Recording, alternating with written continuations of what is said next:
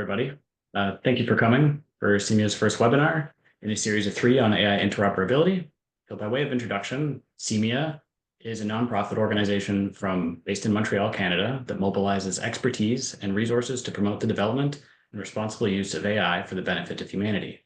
This work is done through innovative, socially responsible, and high-impact applied projects in AI, such as this project, conducted with the support of Google.org on AI and interoperability. Over the next 90 minutes or so, you'll be hearing presentations from our 3 panelists on the state of AI governance and the growing need for technical and regulatory interoperability. Following these presentations, we'll have a discussion around their overarching themes and a Q&A with the audience to end things off. So today's panelists are Monique, who is the Executive Director of the Schwartz Reisman Institute at the University of Toronto, where she leads their strategy, operations, and partnerships, addressing the social impacts of advanced technologies such as AI. With a diverse background in technological innovation and strategic leadership, she has previously served as the Director of Strategic Engagement and Partnerships at Indoc Research and as the Director of Strategic Initiatives and Partnerships at Compute Ontario. Next, we have Alyssa, who's the Director of AI Trust and Safety at the Alberta Machine Intelligence Institute, or AMI, a leading Canadian AI research hub, where she champions responsible AI for promoting safe and beneficial deployment, public trust, and strong governance. Alyssa is supporting AMI's involvement with the Canadian AI Safety Institute, which is a national initiative addressing risks and promoting trustworthy AI. She provides strategic guidance and collaborates globally to advance AI safety. And lastly, we have Marta, who is the National Standards Officer at Microsoft Ireland, based in Dublin. She has been a leader in AI standards since 2016, having participated in a number of international, regional, and consortia standards. Marta was the project lead for the development of ISO/IEC 40001, and is currently their convener for their working group on foundational standards. Marta has professional experience in both public and private sectors, working on collaborating in multinational settings with diverse stakeholders, having lived and worked in numerous countries. So during these presentations, please feel free to type in your questions in the Q&A chat, and we'll answer as many as we can after the presentation and discussion. But to start, we'll be hearing from Monique. Feel free to take it away. Thank you, Benjamin, and thank you to the team at CEMIA for organizing today's event. As Benjamin has noted, my name is Monique Crichlow, and I'm the Executive Director at the Schwartz Reisman Institute at the University of Toronto. The Schwartz Reisman Institute is an interdisciplinary research institute that focuses on how advanced technologies are developed and deployed in socially beneficial ways. Artificial intelligence happens to be one of them. We have over 100 researchers affiliated with our institute, and our unit helps to ensure that fundamental research is happening, but also the knowledge translation work that helps practitioners and decision makers understand the impacts of AI in as near as real time as possible. So participating in today's event is one of the ways in which we can help to do that. I just wanted to briefly start by kind of talking about some of the work that we do, particularly in the realm of governance and regulation. A lot of the times folks talk about regulation and they think about hard law, but I'd like to invite people to think about regulation broadly today. One way that we know that we can use regulation is to implement some of our normative goals through society. So we should really be thinking about regulation as a systematic process by which rules, standards, guidelines are established and enforced to govern or incentivize behaviors of individuals, organizations, or systems within a specific domain. So if we think about this definition of regulation, it actually is quite broad because it's our normative aspirations. It's the rules, standards, guidelines that we establish, the people, the institutions, and their interactions that we're trying to create, a set of activities around that guide behaviors in a particular direction that we see as beneficial. The example that I like to give folks, just because I come from healthcare, is in hospitals. So when we go into our hospitals, I think everybody has the expectation that they'll receive quality care and that they'll go in and have a relatively safe and risk-free experience. We also know that hospitals are places where people, when they're ill, go, when they need surgeries, when they need rehabilitative care. So the folks that are going into hospitals are often in conditions that require that they be treated with extra care because they're already at risk. So some of the things that we would expect in a hospital is hand washing. So that's just a normative expectation. We expect that our healthcare providers will wash their hands before they see us. But we also, thinking about that care interaction, can recognize that the healthcare practitioner that's seeing us, whether if it's a physician, has likely taken something called a Hippocratic oath, which kind of demonstrates that their willingness to kind of do no harm. And we hear that all the time. So they're going to do their best from an ethical standpoint to interact with you in a way that is appropriate. We know that health professionals are regulated by colleges and bodies, and the drugs that they might administer are also regulated. And the hospital where you might be receiving that care and getting lab work done or x-rays done is also an accredited space. People come in and they check and they verify that all of the standards, procedures, and equipment is operating in a way that we expect, so that to minimize the instances of safety and risk. And then we know that some of those devices, medical devices, for example, might be aligned to a specific standard. On top of all of those types of different interactions between norms, codes of conduct, licensing and regulatory bodies, accreditation and standards, what we also have is a set of legal frameworks. So there's tons of pieces of legislation and regulation that also help to ensure that that interaction that we are expecting for a safe one occurs. And so I like to use the example of hospitals because I think it shows people how multi-layered and complicated something like a regulatory environment can be, but also helps to ground it in a way that we can all kind of understand or interpret, because we've all received care at some point. So I think it's a nice way to ground all of the complexities that come in with making sure that our goal, a safe care interaction, occurs. One of the things that I also like to point out is that all of that happens through a set of mechanisms that typically have components of what I like to say is like democratic oversight of principles. Generally, when we build systems of regulation and governance, we rely on governments to set policies. It's pretty top down. We have formal and informal systems like the ones that I mentioned above to help us to decide what is right and what's wrong and how people should be behaving in certain instances.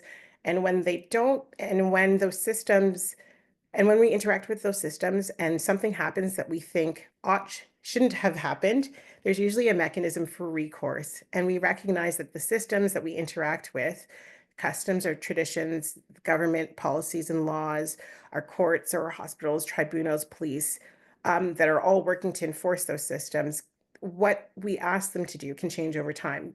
Another example that I like to give folks just to understand how our normative values can change over time and how those systems interact can therefore adapt to that change is like the example of women in work. So, at one point in time, it wasn't socially acceptable for one system of women to work, but now it's totally normal for women to work and be part of the labor force.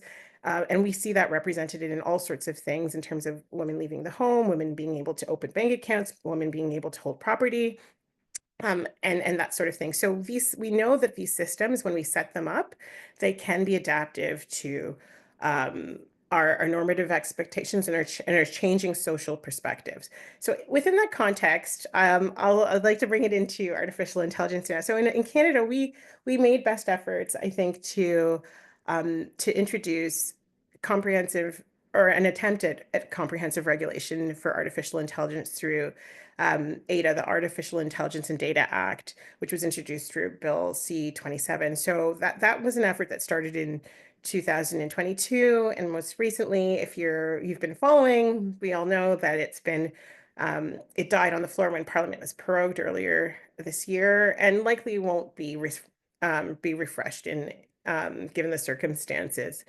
But the goal of ADA at the time would have been to catch potential risks and harms that we think might occur from artificial intelligence earlier in the pipeline by focusing on, in particular, the developmental stream. So with that, that means with private industry and the work that they were doing to develop products and bring them to market. So what do we lose with ADA being lost? I like to say that, we lose that opportunity for early intervention, but it doesn't mean that all regulatory mechanisms that we rely on have been lost. We still have a number of bodies like regulatory bodies, courts, and systems and laws that help to protect us every day in our interactions. So consumer protection laws, privacy laws, these things still exist and they still operate, particularly in the regional level in Ontario where I live. Um, there was a bill that was just introduced. It was Ontario had Bill 194, and that was a piece of legislation that actually focused on the public sector. So, so that was a difference between ADA. ADA focused on the private sector. Bill 194 focuses on the broader public sector. And when you think about the broader public sector at the regional or provincial level, you're usually looking at services like hospitals, education, and policing. So places where our interactions with AI in our daily lives are more likely to occur on a regular instance. And so I think there's a great opportunity right now in Canada, in particular at the regional level, for folks to be thinking about how they'd like to govern and to potentially regulate artificial intelligence. We do see things like regulatory bodies like um, the Office of the Superintendent for Financial Services. They have the E23 model risk guidance that they developed over the last 2 years. We've seen things like the Law Society of Ontario issuing guidance to practitioners on how to use generative AI in their practices. And even in the government level, Treasury Board is in the process of updating their directive. So I say that all to say that even though we've lost an opportunity with ADA, it doesn't mean that we're void of any regulatory mechanisms or oversight mechanisms. Um, Also, when ADA was introduced, we also saw something called the Voluntary Code of Conduct and Responsible Development and Management of Advanced Generative AI Systems. And this was a voluntary code that allowed companies to sign on to say that they would accept, that they would make best efforts to develop AI in a way that was accountable and safe. And there was a number of criteria. It's still available on ISED's website if folks are interested in checking it out. And this is another way that we can help to ensure that there is expectations or some sort of um, regular or behavior or consensus building of behavior developing in an ecosystem. So it's separate from hard law, but voluntary codes still have a lot of potential. And so the example that I like to give folks is in this instance, that's not related to AI, is through a credit card payment. So if we think back a few decades ago, major credit card services created the Payment Card Industry Data Security Standards Council. And that's where they created all of their standards for data protection, fraud prevention, which help, and all the members who were part of that council adhere to that. And this was notable because in the US, there was actually no federal data protection law that would apply to credit card companies. But through these standards, there was an expectation that was set around data protection and fraud prevention. And those types of mechanisms where we see industry coming together to develop things can help to promote things like co-regulation. And I won't get into the pros and cons of that, but other than to say that I think what we do see today happening in artificial intelligence and its governance and its alignment with our normative expectations is that there is an opportunity for industry to participate. We do see industry developing responsible scaling protocols and sharing information about those protocols. And I think we should be optimistic about that behavior and trying to look for ways to ensure that the discourse that's happening in those spaces continue to enter into mainstream policy conversations about how do we develop and provide oversight of AI systems in a way that is socially beneficial. The last thing that I will kind of touch on as well is this idea of, products in the marketplace and creating incentives for market-based incentives for ensuring that AI products are developed in a safe and responsible way. And this also is, and again, another type of form of governance and oversight that we can rely on. So when we think about things like the assurance ecosystem, how can we ensure that there are um, products that are being developed, standards being developed, auditors that are compliant, certifying bodies, and other sorts of actors that are aligning to a set of expectations and outcomes. And so one of the pieces of work that I like to point to was done by Gillian Hatfield, who was the former director of the Schwartz Reisman Institute, and she had this idea called regulatory markets, and it's really about this idea of creating competition around regulation. So you still have the government setting with oversight and setting the expectations around outcomes, but then you have a community of practitioners, whether they're auditors or insurance companies or infrastructure providers, who are now competing to create and align incentives in a way that creates options for what we consider to be um, safe or responsible instances of AI development, deployment, auditing, risk management. And together, this ecosystem, by creating those incentives, helps to drive people towards, the acceptance of better process, because you're now competing for services of others to deliver those things, and the outcome has been set. So that's another model I think that is actually really promising at this time when we think about kind of AI standards and market-based mechanisms for addressing our expectations, our normative expectations around AI, particularly in the instance where we don't have comprehensive regulation.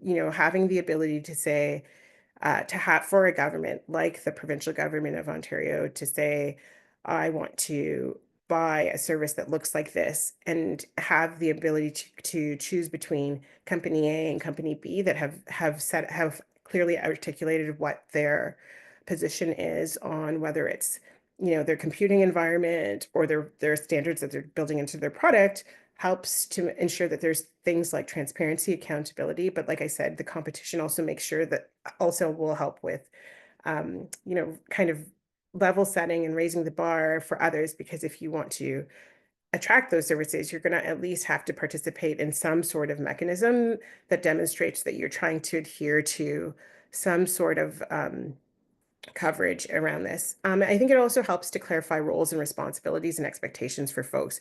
And we're seeing this increase in other parts of AI. I think the fair trade movement, which I won't get into, is a great example of organizing and certifying. And we've seen people trying to take this model and apply it to artificial intelligence as well. So in sum, I would say that governance and regulation of artificial intelligence is pretty broad as a topic.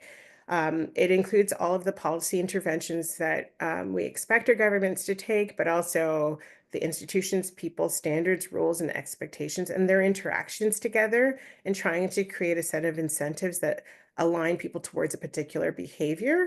So those could be positive or punitive. And I think I've laid out a couple examples of how that's been developing in other instances and in Ontario. And most notably, if I want folks to take away from my talk, it would be that legislation, while it's an important piece of the puzzle, it's having a specific bill on artificial intelligence doesn't prevent us from ensuring that there is a set of expectations that are laid out for AI developers, and a set of expectations and guarantees that we can expect as consumers of products, and that we still have other mechanisms for protection. And really, the goal ought to be thinking about how we can ensure that those incentives, the policy incentives, the existing legislative frameworks, line up with those other activities. There will likely be instances of gaps in current legislation as products mature and AI matures, and I think that that's an opportunity for us to think about either modernization of existing laws or the reintroduction of AI specific regulation. But I think that like the critical message is that we are not void of any sort of protection because just simply because ADA failed. Thank you. A lot of the points at the end there segue nicely into what I think Alyssa is going to talk about the various mechanisms to sort of address these things. So, Alyssa, feel free to start whenever you're ready. Yes, thank you, Monique, for teeing me up really nicely from some of the things I'm going to talk about. So thanks for the introduction. Thanks for having me. It's a privilege to be here with Monique, Marta, Ben, and the rest of the CEMEA team. So I'm Alyssa Lefaivre Škopac. I joined as the Director of AI Trust and Safety at AIME at the beginning of January during a very slow and completely clear time in the AI landscape. But just in case those that don't know AIME is one of the 3 research institutes in Canada as part of the Pan-Canadian AI strategy, along with our partners Vector and Mila. So a few things that AIME does, just for your awareness, is we conduct cutting-edge research in AI and ML with our partners at the University of Alberta. We provide training and education programs and literacy around AI and AI governance across a whole spectrum of topics, including with K-12 students as we kind of think about the future of our workforce.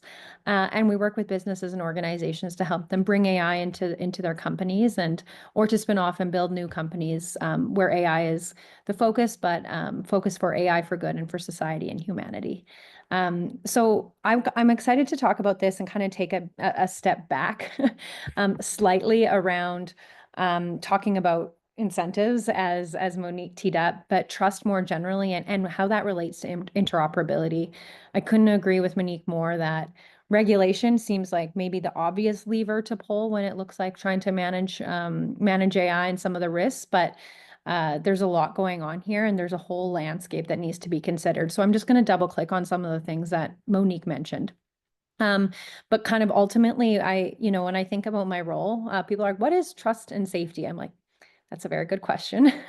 It's very broad and ambiguous, but I think it's important to think about, why does trust even matter? Like, why do we care about AI trust in general? And why does, regulating it or managing it with soft law approaches, why is that important? And so in a variety of studies, and after I'm done talking, I'll kind of put some links in the chat, but it is true that Canada doesn't have a high degree of trust in AI solutions. And we are one of the countries that are kind of lagging in adoption as well. In an Edelman Trust Barometer, it ranks Canada 6th from the bottom of the countries polled in terms of trust in AI. This is probably to be expected considering the rapid pace and how things have developed, but the impact of this is that we're not also going to see the other side of the equation, which are the enormous benefits that can be had from AI. And so, part of interoperability and part of I became blind. I can't see my notes. That happened overnight. But when I think about interoperability and global cooperation more generally, you kind of do need a baseline of trust in the technology, or at least an understanding of how to get there. So as ambiguous and fluffy as the word trust might be, we need to ask ourselves these questions of, do we trust this technology? Do we trust the people building it? Are we confident with the systems and structures in place around the people governing it? And are they doing it in our best interests? And do we trust our own ability to understand it and engage with it? And some of these questions may not have answers, or we may be on a spectrum of getting there. And so thinking about how we consider and engage with this technology and how it relates to interoperability and incentives is a really important piece of the puzzle. And so it's kind of clear to me, based on kind of the way that Canadians, and not just Canadians, but others interact with AI, that we do need mechanisms to increase trust. And as Monique mentioned, and as I'll kind of click on, there are other levers to consider other than regulation. Given what we're seeing coming from a variety of countries, and especially after the Paris AI Action Summit, it is unlikely that we're going to see a revival of ADA anytime soon in its current form. We're also unlikely to see much regulation happening at the country level, other than from the EU AI Act, which I know Marta will speak to a little bit more, but probably not coming out of the US, likely not coming out of the UK. So we really need to focus on those other levers for interoperability and think about the incentives for those things. And I'm going to kind of talk about a few of them. And we can talk about more of them during the Q&A as well. So the first thing I want to talk about was kind of safety institutes generally and the landscape of safety research.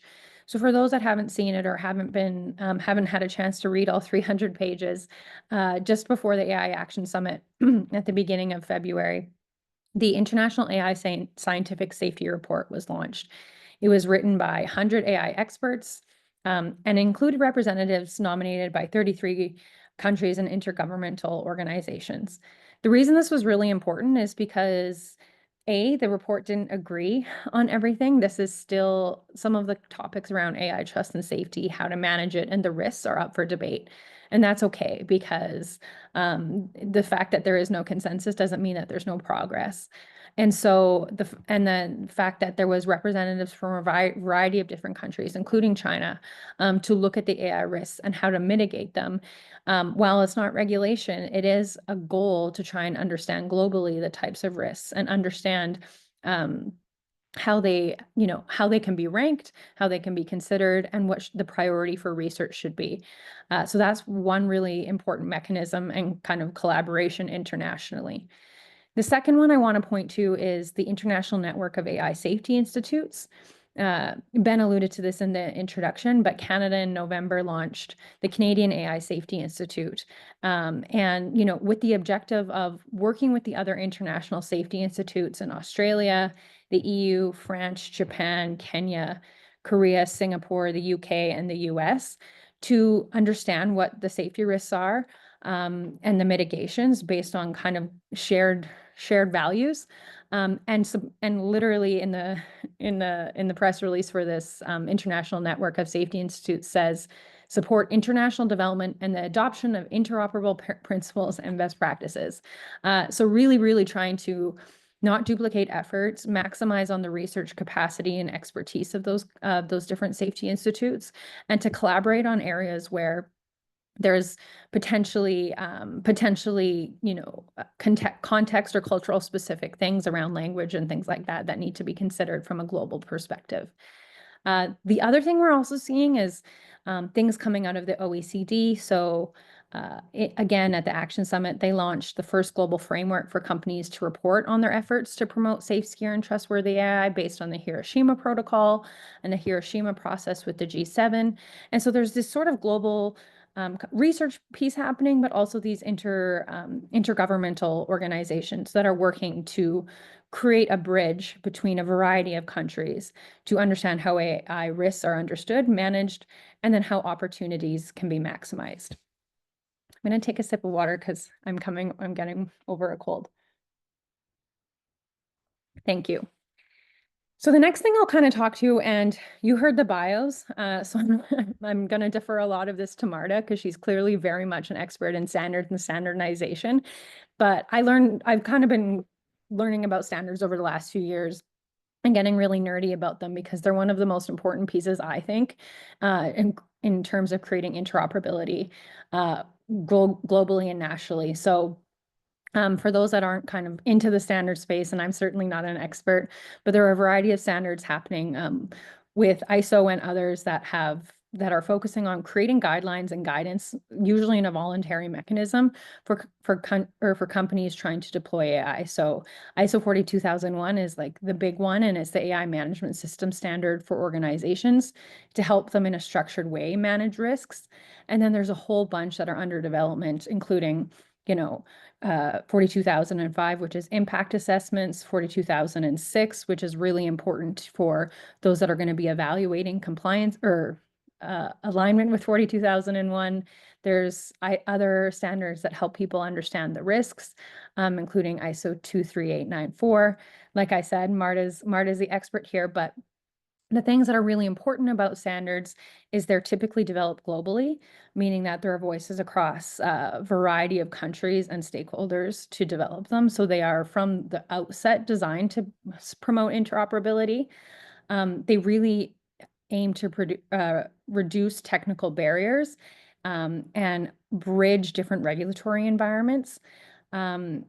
I wouldn't call the development of standards fast, but I would say that they can potentially react with more agility than law and regulation. And there's a clear systematic process in how they're developed. We've also seen that it works. We've seen that standards have worked in telco. We've seen standards work when we're thinking about selling toys from China to other markets. And there's a lot of incentive there. We want things that are safe and healthy. We want things that work for our economies. And we want things that allow us to collaborate and kind of sell goods and have strong market access on a global level. So I'll defer some of the expertise of standards to Marta, but want to point to it as one important lever and a soft law approach that helps with interoperability. This is a really important one, and I think touches on what Monique said at the end around kind of market influences or market ways in which people can kind of move the needle in terms of responsible AI adoption and development, and that's procurement. It's no longer in existence, but the executive order with Biden in the US was a really strong way that the US government was going to pay attention to how they were building and procuring AI systems that kind of follow some guidelines and best practices that they had aligned to. So governments and large multinationals can really leverage their buying power in terms of creating an environment where they have requirements for the tools and products they're building and acquiring. The company has a strong incentive to protect themselves from risk and also to buy the best products available on the market. And depending on the organization, they may also kind of align to the highest level of standard across the different countries, despite the potential regulatory differences. And so we see a lot of this risk mitigation in large companies trying to make sure that the tools they're buying and building are aligned to the things that protect them. But then we also see the companies that want to sell into government, into large multinationals, meeting the need and kind of developing their own governance processes to make sure that they're competitive in that landscape. The only caveat I'll add, and I think is really important, is that it is important for balance here. One of the things that does concern me is making the barrier to entry too high that only the largest and best finances companies can compete in this environment. And so thinking about what the right balance is for, what the right balance is for the types of requirements and the timeline to meet those requirements when acquiring tools so that we don't shut out startups and small, medium enterprises when they're trying to compete in this global market. The last thing I kind of really want to talk about, and it's on a slightly higher level, is just around literacy in general. So thinking about interoperability and thinking about being able to engage in these conversations, it's really important to think about the types of skills and the types of understanding that need to be at the table and that we need to have represented in the conversation. And the truth is we need a little bit of everyone. The scientific report is an excellent example of the technical expertise coming together. The working groups that develop standards are really important that also need that technical expertise. We need economists that understand different markets, understanding how potential trade opportunities might work, and more. And it's really also important that you have those people that know a little bit of everything as well to be able to connect the dots to all these different levers and incentives. And so when I think about, in the absence of harmonized regulations, in an ambiguous and sort of intense geopolitical environment, the things that can really make a difference are, scientific collaboration, international safety institutes, standards and standardization, and then, thinking about the market incentives and the market structures with procurement and organizations who want to compete competitively, but also want to reduce risk and maximize the benefit of the AI tools they're adopting. These are all things we can start to consider from an interoperability perspective. So I'll pause there. I'm looking forward to the Q&A, and I'll hand it back to Ben. Thank you. Thank you. And thanks for bringing up standards in line with what Monique was talking about. And I think that sets it up well for what Marta's going to talk about, which I think is primarily the standardization of AI. Marta, feel free to take it away. Thank you, and apologies in advance. I've been suffering from a not tech day, so hopefully I don't get dropped, but I will remain off video just for safety's sake. But thank you, and thank you very much for being able to let me join and join the conversation. It's been great to hear different viewpoints.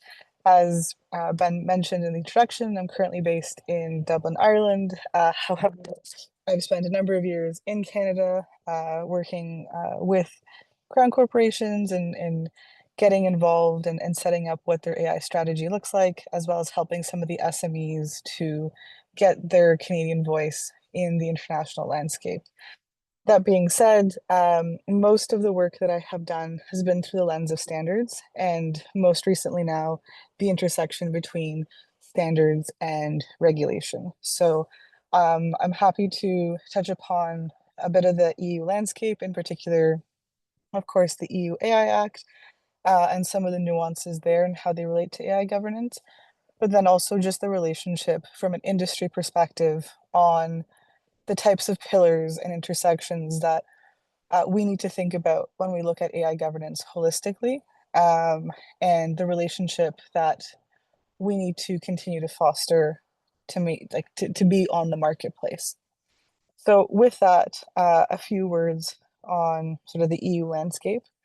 The EU AI Act has obviously taken the attention of I think most regulators globally, but has been under development in sort of the limelight for the last few years, and it's in its final stretch for implementation. I think we've heard a lot about it being sort of the colloquial term of like first to market, or the first to have these frameworks around safety, fundamental rights when it comes to a digital service and product. What I would like to highlight, I think, that we is really good to keep in perspective is that its role has almost, I would say, sort of three different application levels. And the one that I think we hear about the most is about the way to have protectionism, I guess, around the safety or trust for like high risk systems. That's the majority of the controls that you see, and you see the clauses that come through in the articles. But the other two aspects are how restricted use applications of AI will be treated, as well as what the list definitively of prohibitive use are. And I think that's really interesting because it gives like I think a line in of which AI systems categorize themselves across those three. And of course, that's not static, and it depends very much on time, place, context, and application. But I think that's very interesting to note in terms of the different types of approaches. Of course, this is related to risk management, the level of the impact of deployment, but the fact that the regulation has gone so far as to be able to differentiate between those three different types of levels. From a standardization perspective, it's also been a fascinating time because of the highlight of the possible use of standards as a supplement to the implementation of regulation. And maybe sometimes to the point where it seems like that is the function of standards. For the EU context, there are the ability to harmonize European norms. And harmonize is a European legal mechanism term for incorporated by reference. And so this is where, as part of your implementation and a part of your overall conformity and being able to assure compliance, you can leverage certificates that state that you meet the requirements of a standard as part of your regulatory compliance package. This is an ongoing process, and I think this one has definitely garnered a lot of attention because it has turned into a very functional aspect of how the EUAI Act will work in the years to come. It's also been very different than maybe in past industries that have also leveraged this mechanism. The mechanism itself is not new, but it has been usually not done in tandem with the development of regulation. So very often you already have a regulation and you're able to, over time, as it's played out in practice, be able to match those standards. That being said, we have a chance now to develop this at the same time. And it causes for a possibility closer alignment, but it also causes for a lot more active discussions on interpretation and understanding how the AI Act is going to be used. So with that, I would like to transition now a little bit into how that standards landscape functions today, because of course this is a big aspect of conversation.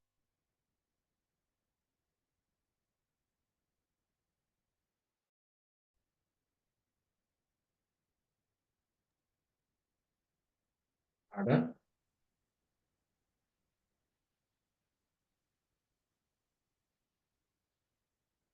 Looks like Marta's technical difficulties are happening again.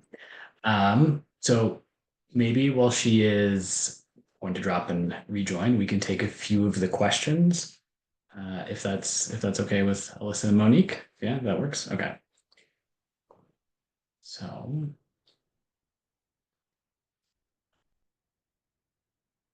we have one about hospital settings, which I assume is for Monique. So in many hospital settings, decision-making is governed by strict hierarchies rather than democratic processes. And how do you think, or how do you work within these existing structures when designing AI regulations for healthcare, or maybe like in general for other similarly structured industries? So I think this is true in general healthcare because of its understanding of risk is top down in its creation. So when I reference democratic oversight of hospitals, I'm thinking about things like hospitals exist because the government has set legislation that says that they can operate and sets out the requirements for them to operate.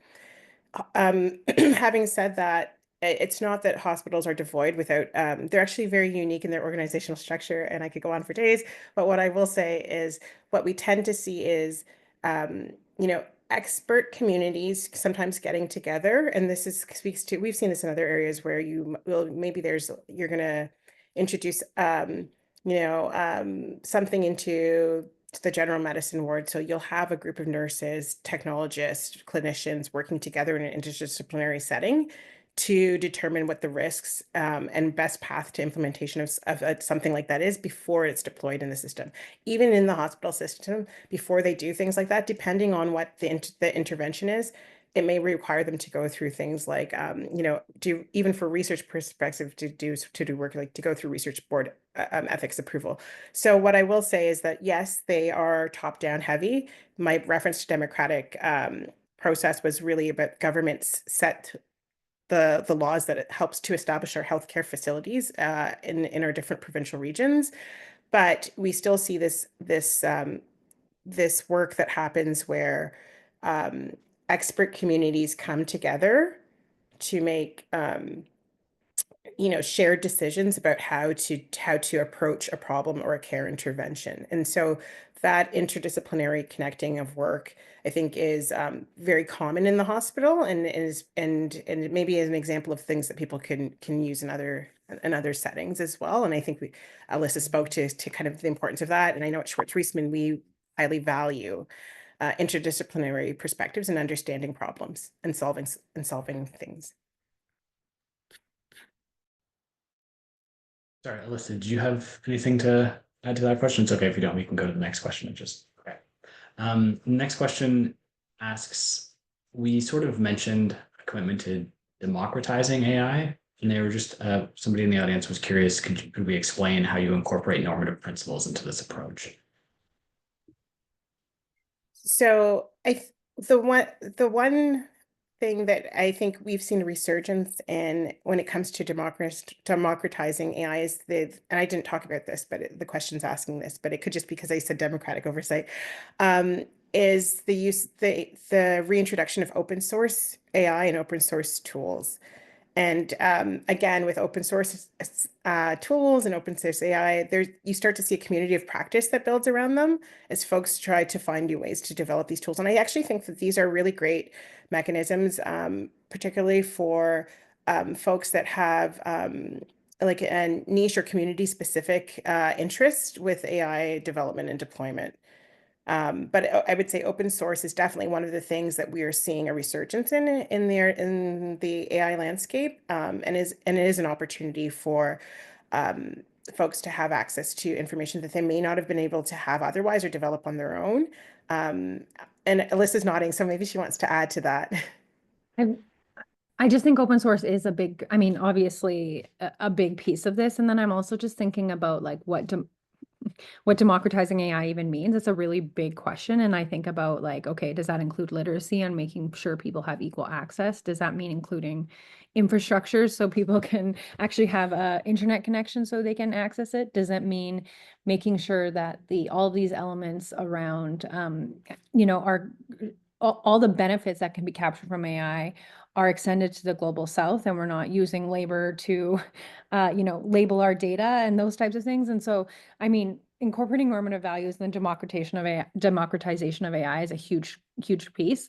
I totally agree that open source is a big part of it, and I think it will, benefit more people to have, more access to these tools. But then I also think of like the bigger picture of making sure all of the infrastructure is in place to make sure that people have equal access to the benefits and opportunities, and we're not exploiting populations in, resource tax areas, making sure there's access to data and compute and things like that allow everyone to, for lack of a better word, join the party.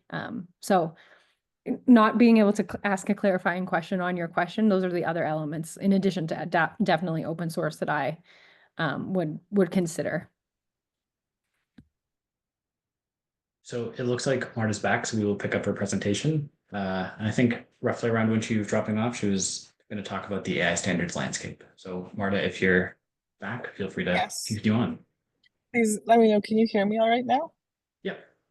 Okay, so let's capitalize on this while it's still here.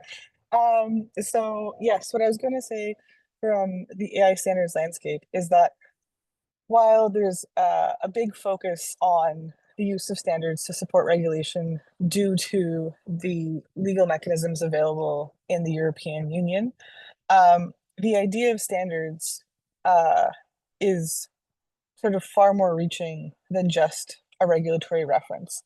And I think Alyssa did a great introduction about the baseline for interoperability and the ability to have like a maturation of technology around certain aspects of its domain, but also the ability to have a stacking effect where we already see industries and verticals have extensive safety and risk management frameworks in place specific to their vertical.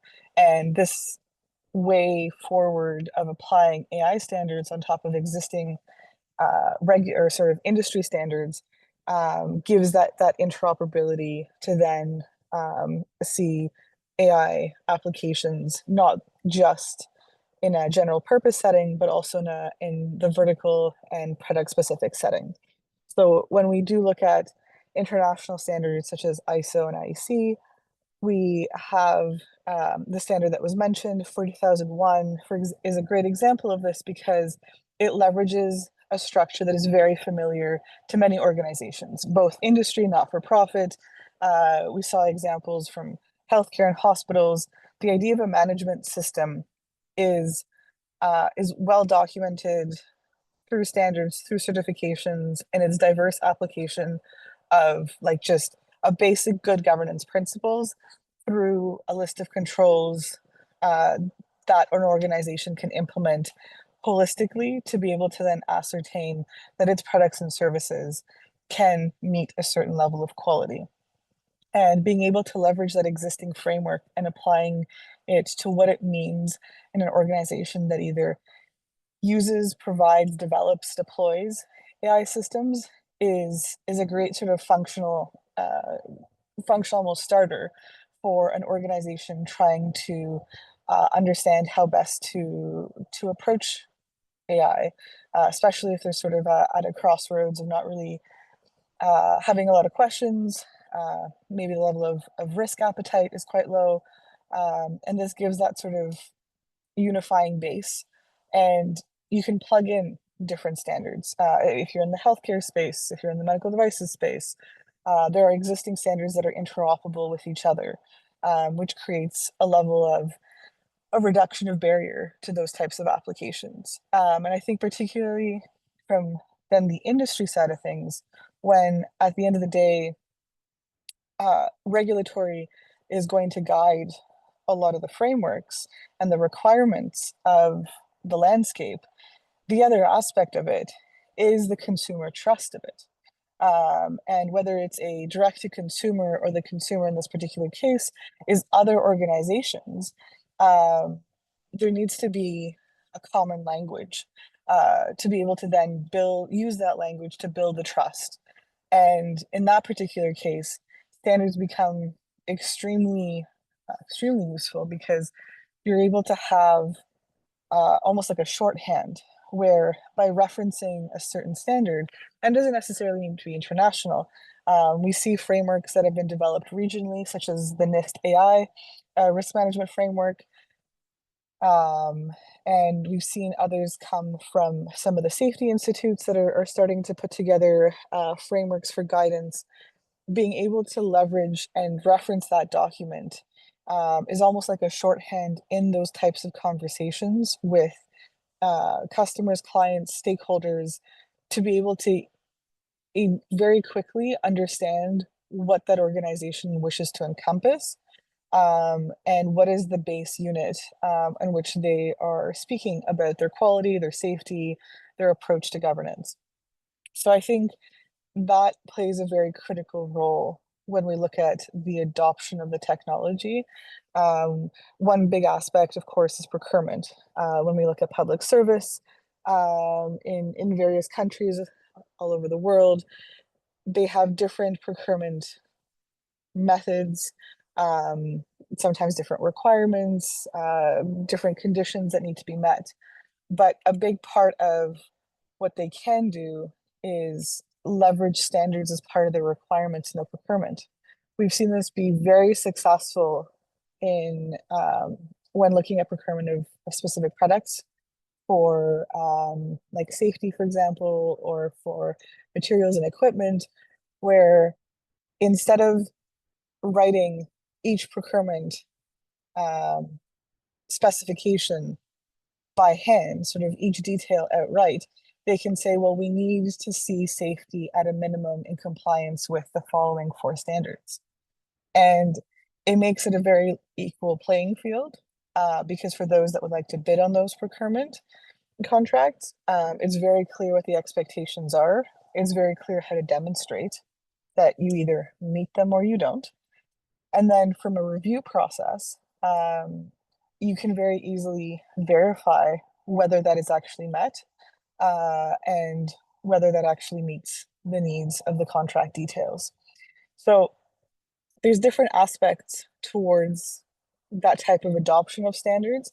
And I think in this type of landscape where we do see some jurisdictions like the EU pursuing strongly their regulatory framework, but there are other jurisdictions that are currently really doing an evaluation of what is the benchmark that they are willing to pursue. These types of interactions, I think, are going to play a very strong role in how trust is embedded and how governance is being able to be demonstrated, albeit sometimes on a case-by-case basis, but leading to that maturation of the adoption of technology.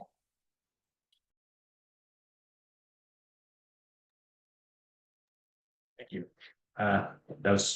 Thank you for the overview on standards. So we're gonna go right into the discussion part, and I'd like to ask Marta a couple questions about incorporation by reference, because I think she brought this up a few times, and it goes very well into what Monique and Alyssa talked about. So I'm just sort of curious if you could maybe like briefly describe how incorporation by reference works, and then talk about like how you've seen it kind of play out in other areas, because I know it's currently not happening in AI space, although SentinelX kind of working on it. And then how it can contribute to interoperability efforts. Sure. So incorporation by reference is the term that's used in Canada for when you incorporate referencing a standard number. So, arbitrarily, if we're going to use the hypothetical setting of ISO IC 42001 as part of being able to demonstrate compliance to that particular clause of that particular act.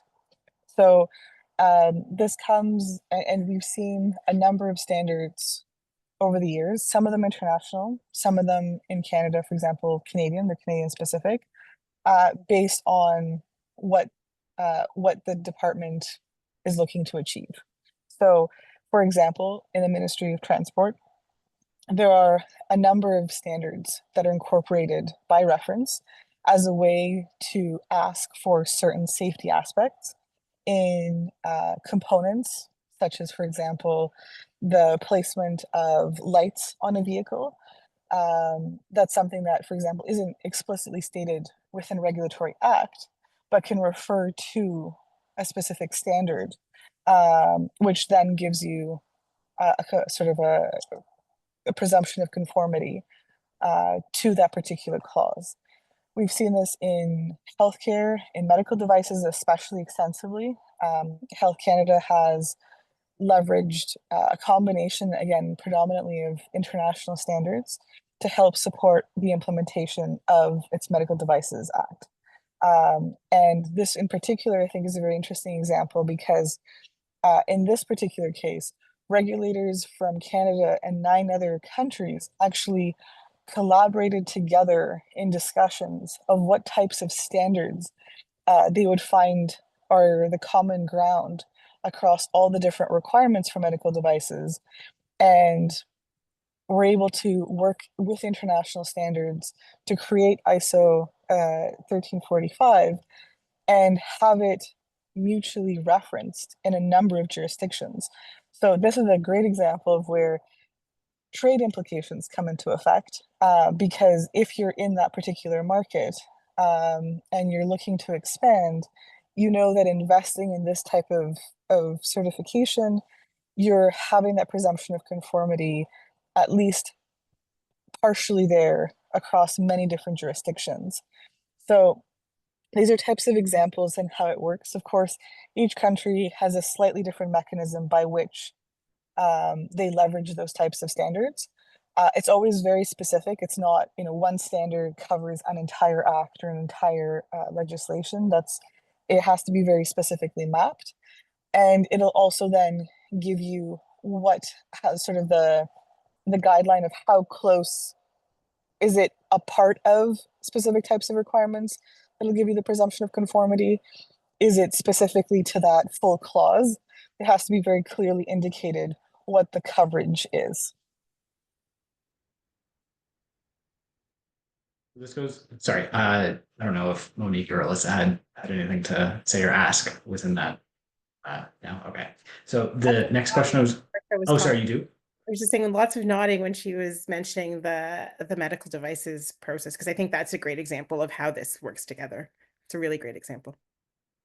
This goes into the next question I was going to ask. It's about interoperability for improved trade. Like, how do we kind of see this playing out, or do you think organizations will prioritize technical interoperability and seek out markets with interoperable regulations? Just curious what you guys think in general.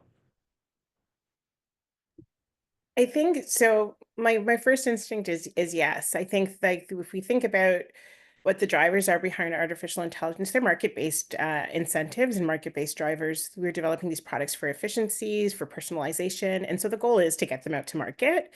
I think that the thing that will be interesting to watch for is what do we consider to be um, amenable at market entry criteria. So I know historically folks have, the perception of the EU is that it's difficult because of all these rules, but I don't know if that's, and then Martha could probably speak to this better than I could, but on the flip side of that, we've also seen some positive change come out of having those those set of rules in place that define what a product entering the market needs to look like. So I think the positive example that I always like to use is like USB-C, like like that's a great example of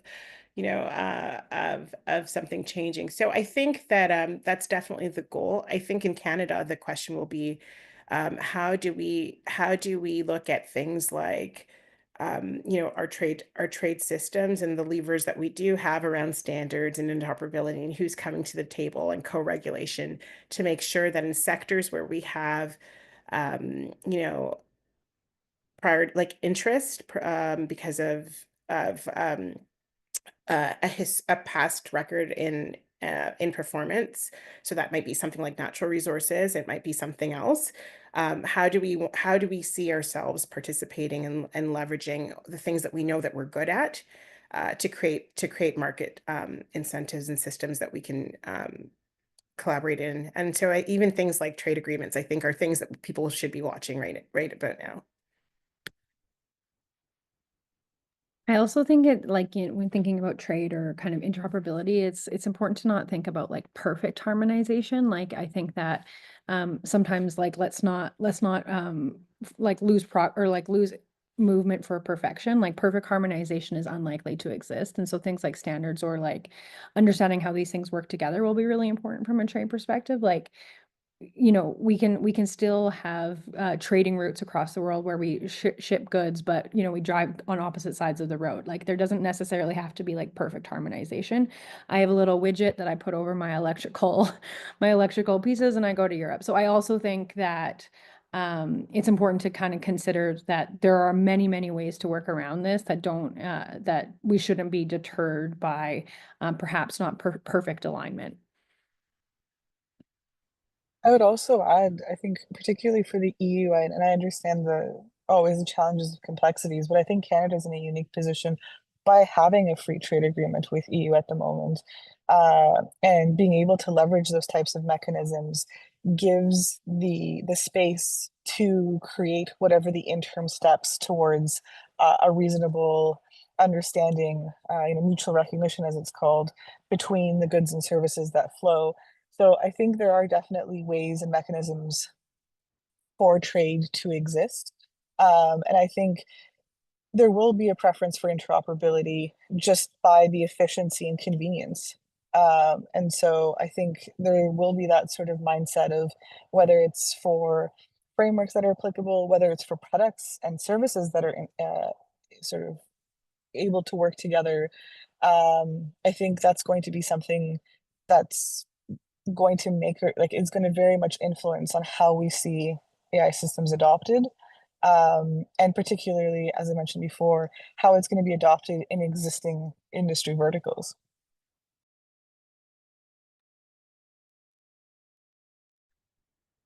So I'm just going to ask a couple more questions and then we'll get to the audience Q&A because I'm cognizant we're getting towards the end. So the three of you all sort of mentioned different incentives and mechanisms throughout your presentations about how to gain consumer trust, whether that be through standards or certifications or assurance efforts or third-party audits or a number of others that exist.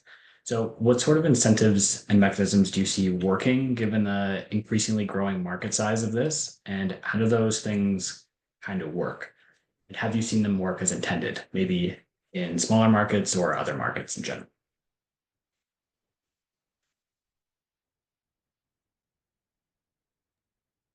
I'll start. I don't have a perfect answer for this question. It's kind of That's tough. okay. I don't think there is one. The way Sorry. I look at it, it's like, what are the ingredients in my trust sandwich? And they're all important. And so I think that the market incentives right now are probably the most interesting. Like people are pretty concerned about brand and reputational trust and like legal fallout. Like I think it's also important to remind ourselves that there's still a bunch of law mechanisms in place that protect us, whether it's human rights law or labor law. So like there still is a lot of compliance that is happening to existing law. So people, that is helping. But I also think there's this like reputational risk, organizational risk piece that is having a lot of impact. You look at what happened with Air Canada and their chatbot, and then when I was working more within industry, there was a bunch of companies that were like, we're gonna pause our chatbot," and so I think that's one element of the trust sandwich. I think some of the things around evaluations, um, audits, however that can be defined, sometimes that's ambiguous. Certification standards are one layer. Regulation, if it exists as a layer, but then you see a lot of these sort of best practices or principles that are evolving out of like industry or context specific type things that are having a lot of impact. Monique mentioned some of the things around from legal societies. We're seeing a lot in health, and so it's not just one thing. And is it all working? Like I kind of think that tough to tell because adoption isn't actually in line with the hype. There is a lot of hype, but the amount of AI that's actually being adopted and deployed inside of organizations in our lives isn't matched. And so really tough to say, like, is it working? But I would say that the overall kind of trust barometer would demonstrate that there's still a way to go in terms of generating more trust.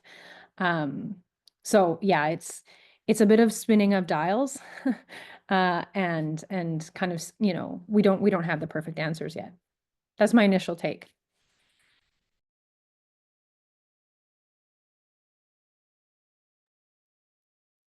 Monique, Marta, any thoughts? I like the idea of like the trust sandwich. I think it's a perfect image, Great. and I think it's a great encompassing of how the right approach should be for sure. I like that. I think the thing that Alyssa said that, and I kind of started my presentation with, is that we have just it's a number of places where all of these conversations will take place. And so I think that kind of really resonates with me. The idea that we still have things like consumer protections and recourse in those mechanisms means that in the event that all of the other things that we were working on, organizations trying to safeguard their reputations and doing their best to put trusted products into the market, means that like even if all of those things fail, there's still recourse. Um, I think the one thing that is actually interesting right now that I've observed is the front end part of that, is that even absent comprehensive regulation, organizations are trying to, I think, put their best foot forward and get this right. So things like guidance, having the right stakeholders at the table, like Alyssa said, actually pulling your tech when it's not performing the way that you expect, I think are all positive signals. I think that that it's a different dynamic than perhaps the way that in Canada we started our kind of foray into AI governance and regulation, but I don't think it's one that will necessarily like fail us. I love the adapter story, Alyssa, because you know what, more than that, you trust that little widget when you plug it in to work and not electrocute you, right? So I think there's a lot of things that we can point to that show how these systems have um, kept us safe and performed well, even when things are different. Electricity, telco, internet.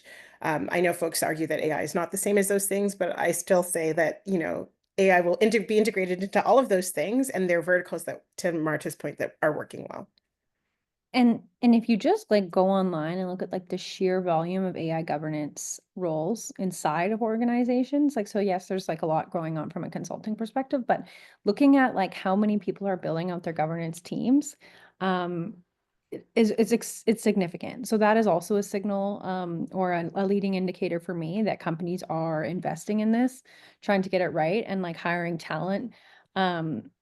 to help like manage the AI inside of their organizations. And so kind of even looking at the number of startups and tooling providers that are coming into the space, because obviously there is a market demand, or you know, at least a perception of it. So I think the amount of activity, the amount of hiring, the amount of investment in this space is also a really interesting signal that, well, in the absence of regulation, people still want to do the right thing, even if it is protect ourselves from risk. And I'll take it. Like, I'll take that for sure.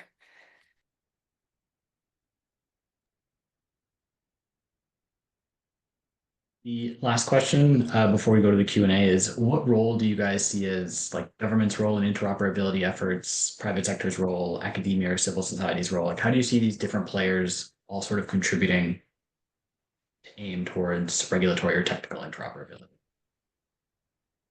So I'm going to shout out the Standards Council of Canada. I just want to say that Annika and her team are doing actually a really great job on this front. And so if folks are interested in what's happening in standards in Canada, Standards Council Canada has a lot of great resources, and their team is really knowledgeable. They're at the table for many of these conversations that are happening. And they publish resources. They've also even developed an AI hub. And I think that's a really great resource to help folks understand the standards landscape and how that can be applied to their approaches to work. So that's my like first plug for just like good work is happening in Canada. The other thing that I will say is that there are like standards don't just happen in one way. So there are other groups and bodies that help to try to kind of develop guidance and inform best practices. So we see that even in Canada as well with other groups, even if you think about within the context of professional practice, you know, colleges are providing guidance and self-regulation. So I think the answer is, you know, we don't come to a position on our normative expectations through one thing. Standards are one of the ways that we do that. Civil society can help, and researchers can help by helping us understand the technology, the problems, and ensuring that we're asking the right questions. Government can help by setting the right conditions for incentives and making it easier for companies to participate and or adopt these tools. And I think that just recognizing, you know, I think it was either Marta or Alyssa they listed like different types of standards framework. So it's not a single framework. There's NIST, there's ISO, you know, there's all these other ones, and just recognizing IEEE that all of them within their context will have some role to play. So it's not the fun and exciting part of AI maybe for some folks, but I think it's an important part. And it's definitely a part of the ecosystem where everyone can participate. I mean, I'm very happy to hear the AI Hub is still going strong at Standards Council Canada.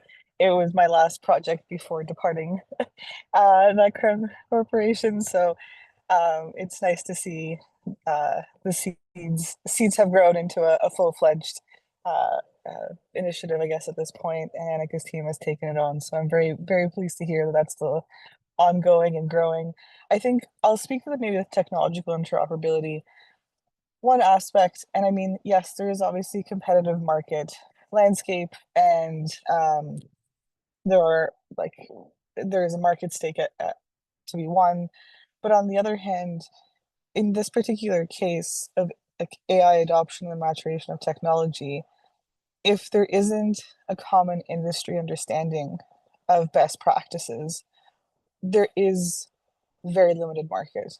And in forums to standards development, it is a very different world, I guess, than maybe some may perceive, where yes, you're very big players, but all sizes really are coming to the table from an industry. So while yes, Microsoft participates in the development of standards, it's not alone. There are, you know, representation from all your sort of Oracle and AWS and others, and also Canadian startups, just Move AI, who's done an incredible work on the international scale for promoting frameworks and working to develop international standards.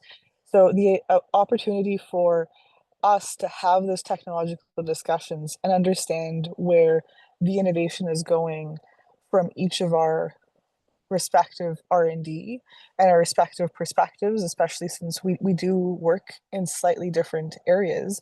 And so we provide slightly different products and services, is actually kind of how those conversations are able to ensure that the outgoing documents serve as that technological interoperability.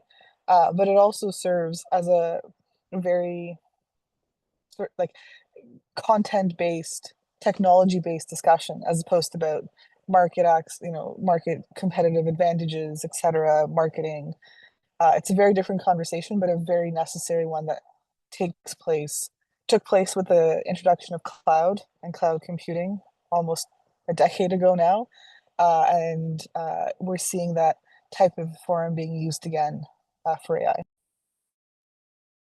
And I'll just add like a slight thought around research, because I'm really thinking about foundational research, like cutting edge, like, the types of academia and the types of the academic research that is like thinking about the problems that we haven't even thought about yet, and have complete academic freedom and integrity to explore those problems that might not seem immediately tangible, that are super, super important. And so I think those types of things are really critical. But then I also think there's such a place for applied research where we actually have the known problem and that we need to solve, and then having that loop between industry and academia. So I think both have incredible merit and opportunity in terms of and need to be supported. And I'm also very keen to understand and kind of improve some of the feedback loop from academia to frontline use cases and deployment. There's so much incredible work happening and like cutting edge research that is making it down to real world use cases and applications, but even improving that further and making sure that that happens. And so I think it's important not to think of research or academia as one thing, and then to support kind of different streams and modes in which we get really important information for the problems we know and we're directionally close to solving, the problems we know and we don't know how to solve, and then the problems we haven't even considered yet. And so really parsing it or trifurcating it in that way and thinking about how we approach it from an academia perspective, it really interests me. Thank you. So I'm going to start with the Q&A, or we'll go back to the Q&A now for the last 10 or so minutes of the webinar. So somebody asked, and this kind of goes to the cutting edge, well, it can go to the cutting edge research part, but it's often thought of as industry innovation rather than academic innovation. But somebody asked about the talking point about innovation versus regulation. How do you kind of strike a balance between the two? I hear this talking point brought up continuously, but I'm just curious what you guys think of it. I think it's a bit of a false binary. I think that's it. Like it's being kind of poised as a binary, and in reality, it's a spectrum. There's good regulation, there's less good regulation. But like and maybe it's not innovation versus regulation, or maybe it's innovation versus guardrails, or even safety. Like I was told the other day I should change my title because safety is dead, and I was like, well, that shan't be happening. However, like I don't know where this false binary happened. I don't agree with it. I think that you can consider safety and consider guardrails and consider mechanisms while still, pragmatically accelerating. And so I disagree with the premise that binary exists. But I understand that perception is reality as well. So that's important. I would echo Alyssa's sentiment. I also feel like it's a bit of a false binary. I think that when folks think of regulation, they often go to hard law, punitive actions for non-compliance. And that's why when I started my presentation, I tried to focus on all the things. It's the institutions, it's the people, it's the standards, it's the rules. It's the guidance, it's the interventions that we're putting out there to incentivize behavior, and that could be something like direct investment, which is not necessarily punitive. So I think there's a lot of regulation is like almost like a Swiss Army knife. There's a lot of options in there. The one that we've just been focusing on over the last little while in Canada is how do we set out those hard punitive non-compliance types of systems. I mean, I shouldn't say focusing on because it's not the only one, but it's the one that's kind of been at the front of the conversation. And I just think that there's a lot in a regulatory toolkit that we should be considering and leveraging. And beyond that, I think we should be asking the tough questions around, okay, so how do we make sure that these structures can continue to be adaptive as our understanding of AI improves and increases as it's adopted into verticals. And so I think that's a really interesting question. How do we modernize something? How do we make it more agile? How do we make it adaptive? How do we get faster feedback, leveraging some of the other things that exist out there, to ensure that there is, safe and compliant adoption. It's also one of the reasons why I think regulatory markets is an interesting idea, because it helps to incentivize competition around how we develop, AI compliance mechanisms. So I think there's a lot of option out there. I think a lot to be pursued in terms of how we approach what's next for AI governance standards and interoperability. I'd also add, so absolutely, I think it's very hard to realistically say whether it's binary. It's always going to be some sort of a spectrum, but it's also not necessarily two separate discussions. We've seen a number of regulators or policymakers want to engage with researchers and industry where innovation is happening, so they better understand what exactly will be impactful in the frameworks that they develop. And I've seen conversely a lot of industry, particularly in the SME space, when I was still working as an advisor for their AI strategies, is the idea of understanding regulatory requirements and starting to bake them into the product development process a lot earlier than you would have maybe seen in other technological platforms that are being developed and deployed. So I think it's a lot more of a conversation between the two, and which will then inevitably result in some sort of a dot or a spot along that spectrum. But it's sort of not a separate, isolated variables that somehow produce a certain level of either leaning towards one end or the other. So I think continuing to have those conversations between regulators, policymakers, researchers, industry, large and small, I think that's how you get to that better understanding and that tightrope.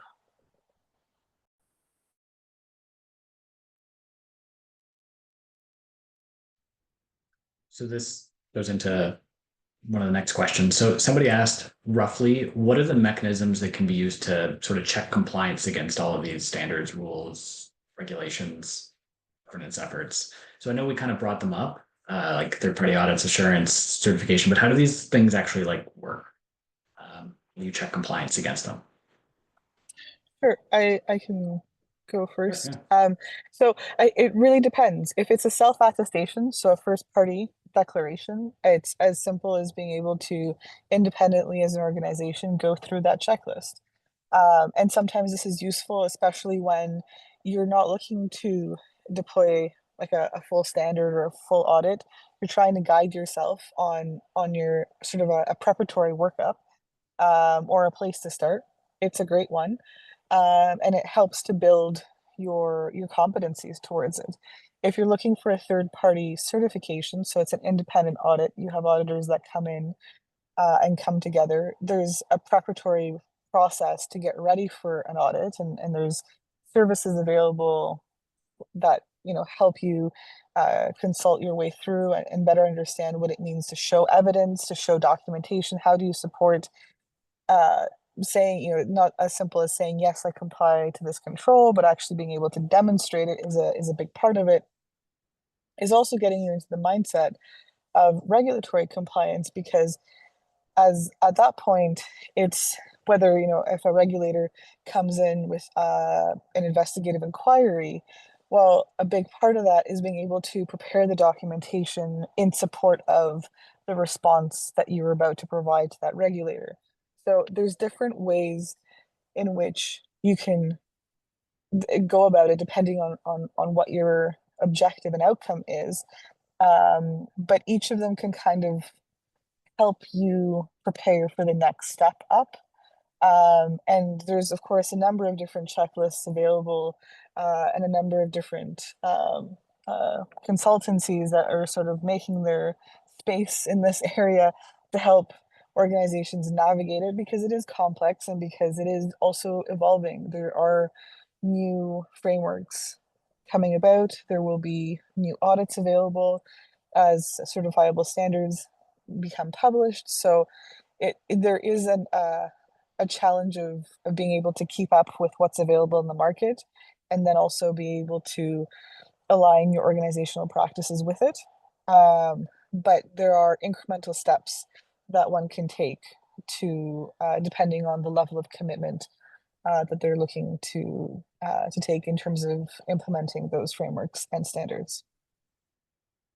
I'll just add that you're also seeing a huge influx of tools to the market that are meant to support this, like support tracking the regulation, automating some of the requirements, helping you get all the documentation together, flagging areas in the life cycle that things might need to happen. So, AI governance tools, those types of things, testing tools are all coming to market as well. And there's a variety that do different things for different people. And so that is one way that people are basically using technology to help systematize and automate some of the governance pieces and to track, especially in huge organizations where your AI inventory might have thousands of AI systems. And just on that point, I'd actually say Canada is actually one of the places where we're actually seeing a lot of those reg tech type companies crop up. So I was at the Canadian Reg Tech Association Awards, I think like last year, and I was surprised at the number of Canadian companies that are in this space. So I think Alyssa's right on about saying there's an increasing number of tools across that are companies and tools that are emerging to help people navigate the landscape. And maybe it's one of the places where Canada can even help to lead globally. Yeah, we're going to take one last question before I wrap up. So what are sort of the risks of letting standards maybe pick up the slack in terms of driving these norms or principles or rules in favor of regulation or legislation or maybe state-backed rules? Is there any inherent risks in this process of relying on these sorts of mechanisms rather than hard law? If so, what might they be? I think so. They serve. Oh, sorry. Well, I was going to say they serve very different purposes. And so the challenge there is trying to, substitute a square for a circle. And we see that with the current standards being developed, there are stakeholders that feel like this is an opportunity in the absence of regulation to write standards as if you were to be writing legal acts. And it's a different type of language. If you've had the opportunity to read a standard or read a regulatory act, they serve a different function. One is complementary and can serve as a mechanism for implementation of the other, but it's not going to substitute or provide the same groundwork, standards as regulation. And so, the concern that we sometimes see right now in the standards landscape is trying to create regulatory text within standards. And it's a challenge because there's clearly a need for stringent frameworks, and there is parts of AI deployment which there's a clear need for regulation, particularly from a safety perspective. But in the absence of regulation, standards aren't going to fill the gap of regulations because that's just simply not their design. I think we're just pointing to standards right now because it is helping with interoperability and it's the mechanisms we had. And so I think, yeah, probably I agree with Marta. It's unlikely that we're not saying standards are replacing regulation. It's one part of the sandwich. In the last point I'll add, just because we seem to be all aligned on this point that they're two different things with two different functions, is the opportunity, is that question around what you get with like hard law is, you get like the sanctions are different. As Marta pointed out, you're talking about, fines or imprisonment, loss of license. So they're very and I guess that can happen with certification, loss of certification, which looks different. But they're very like prescriptive. And the other thing I would say is that I think, even though I've said like we've got all these existing laws that cover us, I think the question is, and this is part of the process, is making sure that they are always robust enough that that we continue to modernize them. And that when there are gaps, we do introduce laws that help to cover us, I think. But absent comprehensive AI, I think we have to rely on the laws that we have and the institutions that we have, our courts, our judges, our lawyers, to help us, kind of navigate, any sort of issues that happen at the end of the AI pipeline, once products hit consumers in the market. Okay, are there any other final thoughts before I wrap up?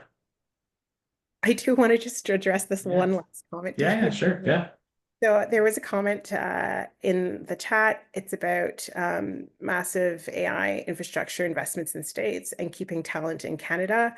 And what I will say is two things is developing talent is a long pipeline. So if the government's concerned about that, or if companies are concerned about having the right talent in Canada so that we can remain competitive, I would say things like, ensuring that PhD students have a livable wage is one of the ways that we can do that, making sure that there's enough research funding available for folks that are studying in these areas, because it's a long talent pipeline. The other thing I would say, just in a short plug for SMEs, is ensuring that there are incentives and supports for them to be able to participate and adopt in AI tools and participate in the AI economy. If we're going to be introducing things like audits and all these compliance mechanisms, like what cost to these companies. So just making sure we have the right incentives to make sure that we have people who can build things and companies that participate. We will never be able to compare to the United States in terms of investment. We're just not as big in size, and we all know that. But I think that if we're concerned about it, we need consistent investment in people and Canadian companies. And safe and secure access to important and interesting data sets. But Monique, +1, so good.